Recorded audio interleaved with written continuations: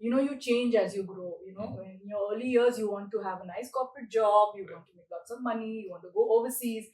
And that's where I decided, you know what, let's do something that impacts.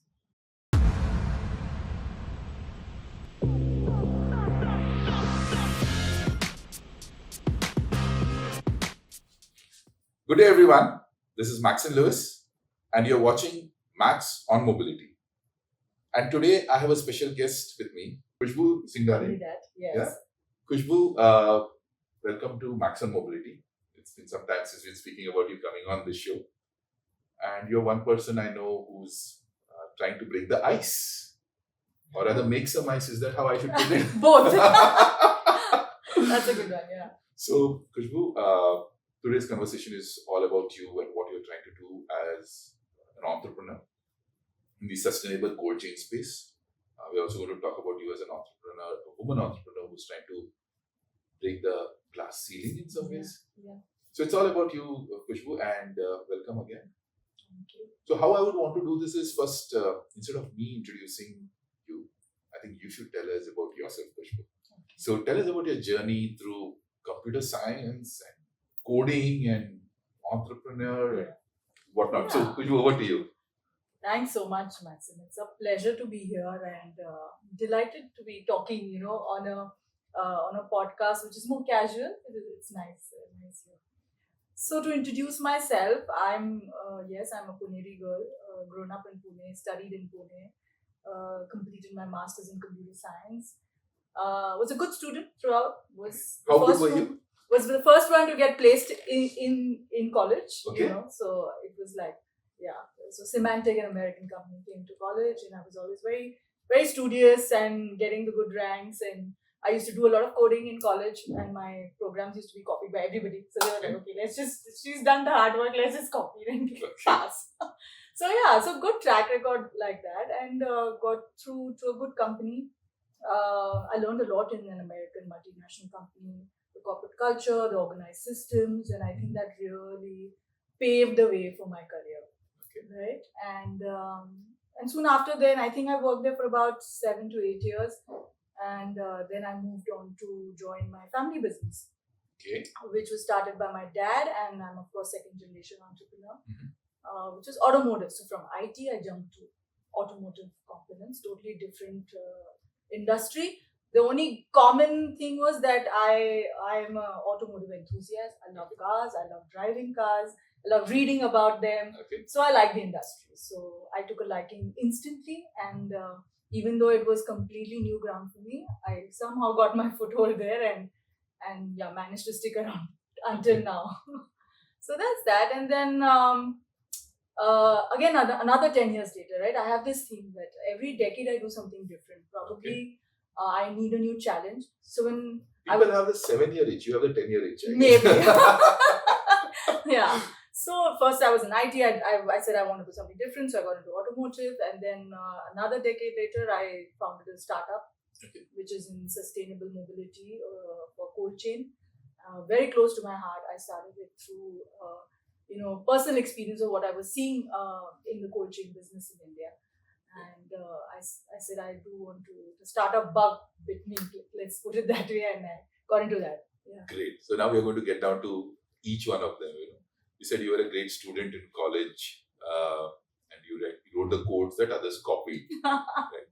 Now, I understand that then you were coming from a business background, even when you were in college.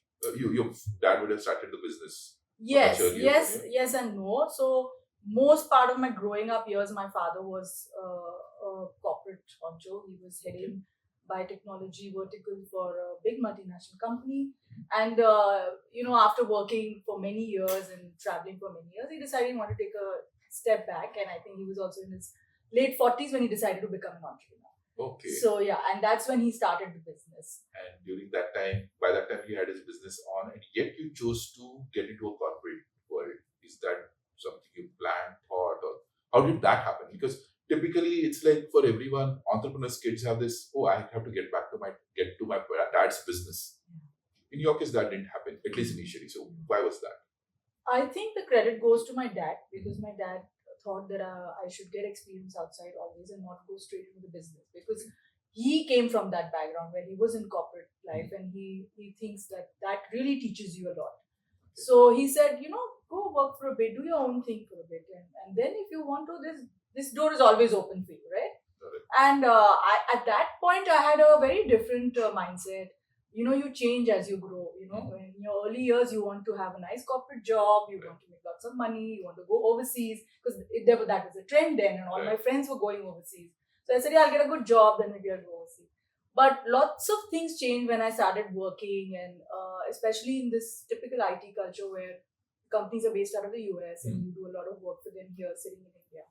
I realized that the talent is here, but yet we are not on top of the game as a country, India. And that's where I decided, let's do something that impacts our country and brings it on top. I've always been very, very patriotic in that sense. Nice. Although I had opportunities to go outside of Pune, work in different countries, but I always chose to stay back. I said, if all the talent moves out, what do you do? So I always thought we should make a difference here. So probably, I think the business angle then started setting in, saying that let's do something different that impacts lives. And that's when you decided to join your dad's business. And now this is one thing I've always wanted to ask you, because I'm first generation entrepreneur. You're a second generation entrepreneur, and many people think of a second generation entrepreneur as a person who's had it very easy, right? So here you are, you've decided to work in the corporate scheme of things for 7 years, and then you decide to join Tropicool, which is your dad's business. Yes. Take us to this journey there and tell us what was good, bad, what really happened there, because that's very important, especially for the so-called kids with the silver spoon, as people assume it is. Right? So tell us, is that a fact?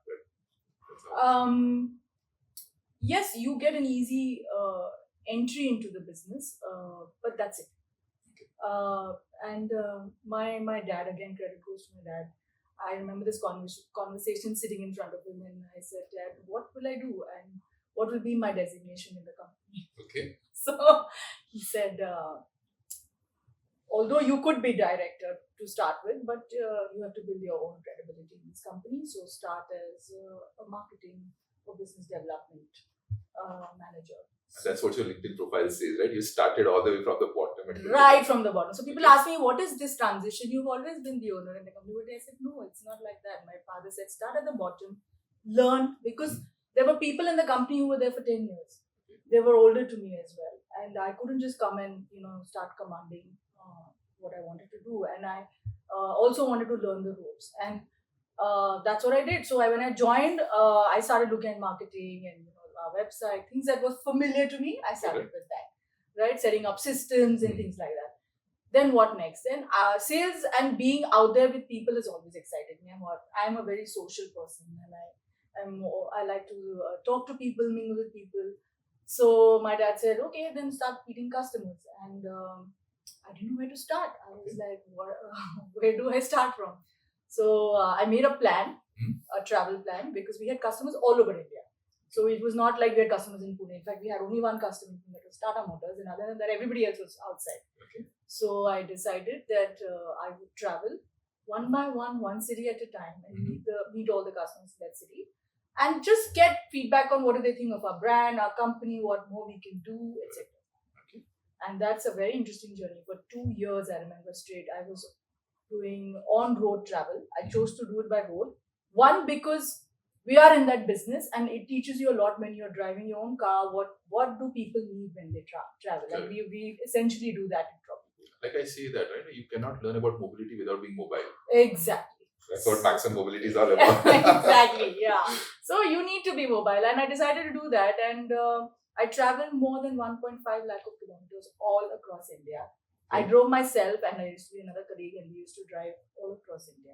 Okay. And it was convenient to have your own car, but at the same time, so many different experiences. And I used to get a lot of respect from clients because I was taking an effort to come in here.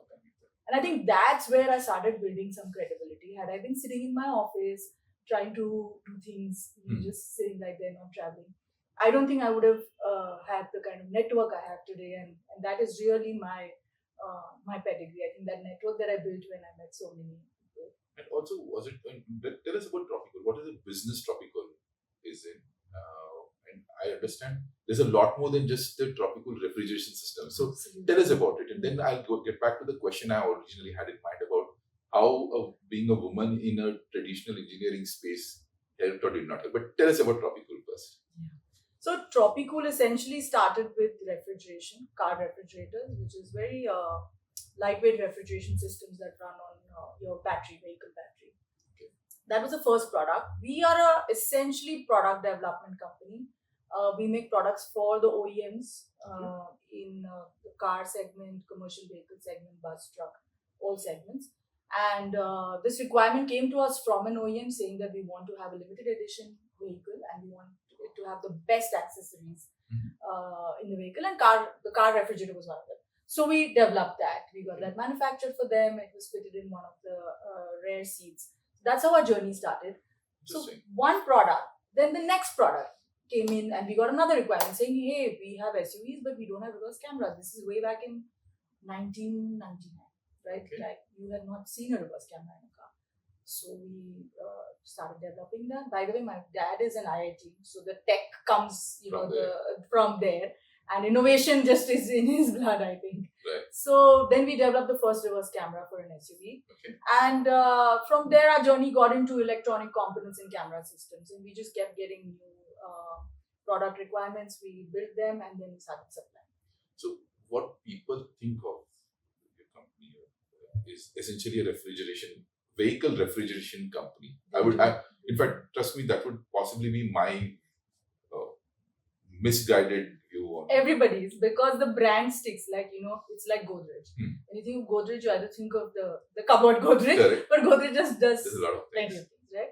So the name stuck, and it was a good name, so we didn't want to change it. But actually 70% of Tropicool business comes from the OEM business, And which is not the refrigeration. Okay. And and the automotive components that we make. Today we make many different cameras.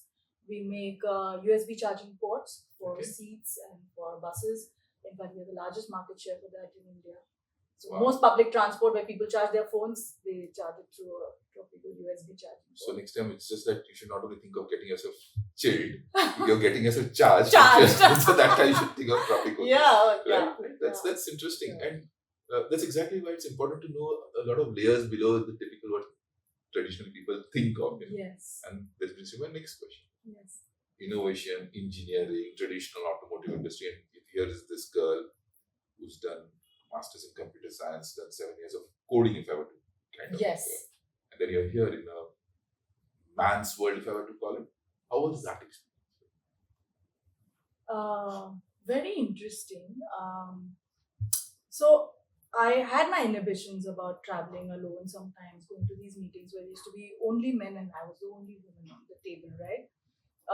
But somehow I think my father's been like my guiding mentor, and he had a female boss who is a very affluent personality, Mrs. Diya Punawala.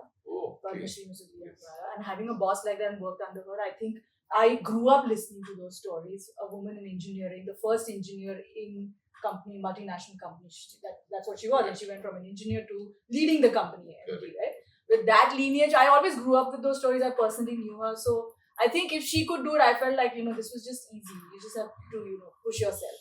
And but I'll tell you, as a woman in this industry, I have been welcomed. I have in fact had extremely good experiences working with people, and we have an advantage because you are unique, right? So in that sense, people want to hear you. Correct. Right? Of course, in the technical matter, some people do think that they she may not know anything technical. So that assumption does come, but that's okay. I mean, you have to prove your mettle, and that is something that never ends as a woman. You have to keep proving your mettle in a place, especially in technical conversations. That's and we're going to come back to that. And from a woman entrepreneur to a mother woman one, we're going to come back to that later on. Yeah. But then you had the decade itch, as I would say, Tropicool, and then you started Vaara. Yeah. How did this happen? Why did this? Let's talk about what exactly is Vaara. What are you trying to achieve, and why did it happen? So take us through that journey. Yeah. So interesting story, right? We are in COVID. We're all in lockdown and we're all sitting at home. Okay. And obviously, I'm not working. And when I'm not working, I'm thinking, what should I do next with myself, right? So anyway, so we were all at home. We all had the same experience where we were getting food delivered home. Everything we wanted, all our needs were coming to our doorstep. And I realized that basics like butter, dairy, milk, everything that needs cold chain or cold temperature would just come at normal temperature being delivered. And I would see the shelf life was very less. The minute I got it, I had to either boil it or put it in the refrigerator immediately because of the fear that it's going to spoil. Right? And or then I'm returning it. Right? Like I'm saying I'm not happy with the quality. They're like, we take a refund and just return it. And it was a constant thing that I was watching happening. And I was talking to my friends, and like, are you guys having the same experience? Like, yeah, you cannot trust this delivery. I don't know how it comes. It comes in ice packs. The carton gets wet. That's not the quality you want to deliver. And I have, through Tropicool, spoken to brands like Britannia, some ice cream brands who've always said, we put in so much to build a brand, but how the consumer gets it is the bit that we have no data on or visibility, right? Okay. And I realized, like, somebody sitting in Britannia thinking, oh God, the consumer gets the butter like this. They try to maintain cold chain till the long mile, but when you're in the city, it's all lost. So I did realize there is a big gap in the delivery system mechanism in the last mile delivery. And so I spoke to a few friends, and fortunately I found another friend who was very, also this bothered him a lot. And he said, let's do something about this.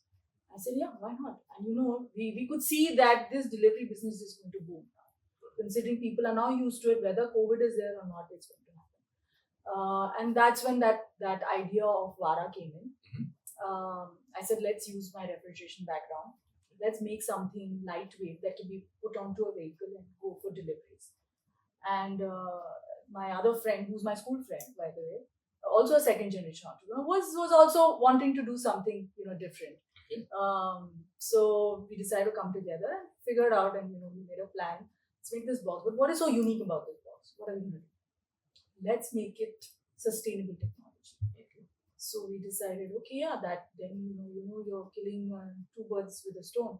You're going green and you're giving cold chain, right? Okay. So we decided to build a tech for EVs.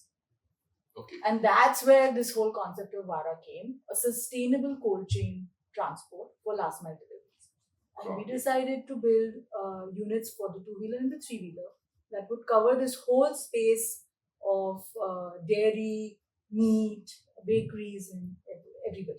So what you essentially are making, if I'm just trying to oversimplify, possibly you take for a vehicle which is manufactured by another OEM. You build the ice box, if I were to say, or the cool box. It's an active cold chain. It's an active cold chain. The unique part about it is that it is active cold chain. Okay. What is active and active for people like? People like, what does it mean? What is active cold chain? So typically, when you use an ice box, you call it passive. It's a passive cold box. It's passive because it has it is just maintaining the temperature. It's mute. It cannot talk to anybody or not give you feedback on what's the temperature. There's no temperature control. That's it. So that's why it's passive. Active is where there is an active refrigeration system running in the background that is recovering the temperature losses, the heat losses when the door opens, door closes. So it recovers and maintains the temperature. So you get very compliant product temperature in active cold chain. The other thing is active cold chain refrigeration systems talk to you. So we built a system that was giving you a reality check on what's happening at the delivery partner end. Whether he's keeping the door open for too long hours, whether he's maintaining the temperature, chilling the box before going or not.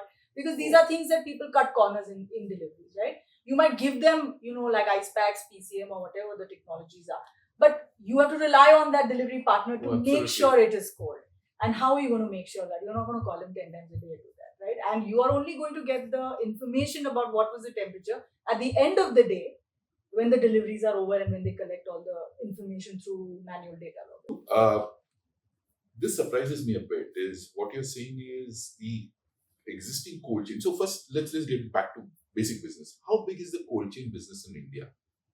And you can use your experience from both Tropicool and Vaara. So what is the magnitude of business we are talking about in cold chain? To give you a number, we're about $11.9 billion market, Okay. a cold chain in India, and it is growing at about 14% year on year. The thing is that we have cold chain. It's not that cold chain is absent. The large reefer trucks that you see that Yes. are actually transporting our goods Right. are that $11.9 billion market. But we don't realize that while those goods are transported on the highway and they come to the cities from cold storage warehousing to the cities, at the city hubs is where that cold chain just disappears. It breaks. Okay. Yeah, it breaks there because not everybody can afford to have small reefers or large reefers for doing the smaller payloads like 500 kgs and 1 ton. Right? So this is interesting. So essentially, the ice cream which comes to me, let's say from Gujarat Amul factory to Bombay, would come on a reefer cold chain. Yes. But then the last mile typically would assume that the passive systems or possibly, and that's a recipe for disaster. So aren't those guided by the FCSSAI norms of keeping those under regulated temperatures, etc.? Are you saying that it's that bad in the last Well, mile? it's not that bad. They are maintaining temperatures, but there is no reliant way to know whether the temperature was maintained throughout. And milk, ice cream, and dairy is so sensitive that when exposed to regular temperatures, even if he switches off his engine, so these reefers are basically fossil fuel Yes. based refrigeration systems. Yes. That's where we stand apart, right? Got it. We're a battery driven refrigeration system as opposed to we don't depend on the engine of the vehicle. So essentially, and you're talking about the thermocool, Tropicool, sorry. Tropicool pieces. or Vaara, yeah. Either ways, it's based on a battery-based system, even in Yes. Tropicool. So Pintu, what you're trying to tell me is that the Tropicool ecosystem that you build, the cold chain that you build, and now what you're building in Vaara, essentially is a battery-based system and not hinged to the engine. So there's more certainty to the entire. But Tropicool also did some work in the last mile. What the essential problem of last mile cold chain? What was the kind of work that Tropicool did in the last mile cold chain? So Tropicool essentially manufactures DC powered refrigeration systems, right? These are lightweight compressors. We have two technologies. We have a thermoelectric technology, which is absolutely no compressor based, which is very interesting, but that's for positive temperatures like up to 0 degrees. When you want to do sub-zero temperatures, we use DC compressor refrigeration. But Tropicool has mainly worked in the vaccine carrier industry. We do a lot of work for the government tenders where they have these vans which go and administer vaccines, Right. and we place our portable refrigerators inside those vans as a vaccine carrier to store essential vaccines. So help me here, because as a layman, so I would assume that everything is just cold. Yeah. Okay, so if it's a cold box, it's a cold box. So you're telling me that there are levels in the cold chain system as well, and what are they? Plenty. There are levels in the sense that medicines and vaccines have different temperature ranges they need to be maintained at. Okay. Typically 2 to 8 degrees. And it is like it cannot go below 2 and it cannot go above. It is very, very stringent because the minute it goes below 2 or above 8, you lose The the potency composition. of the vaccine. That's one of the reasons why polio took such a long time to eradicate in India, because we were not sure what we were administering. We were just administering. Why we kept doing the programs over and over again is because we don't know whether the vaccine was actually potent by the time. So one of the reasons why those free programs ran is that, right? And another one very interesting is insulin. We are the largest diabetic nation in the world, Right. and I think also the largest consumer of insulin. And even insulin has a very stringent. If you read, there's a little fine, description there saying it has to be maintained 2 to 8 degrees, but the awareness is not there. Like people like us or even our parents, grandparents would be carrying it just in their bag, saying, "Oh, I'm traveling in air conditioning, so it'll maintain." So air conditioning is 15 degrees, 20 degrees. That's 2 to 8. So yeah, in India, there is especially a lot of negligence on these things. People are not aware. So Tropicool did that bit, tried to set that little ball rolling. But I think in Vaara we went one step Which is further. exactly so. Yeah.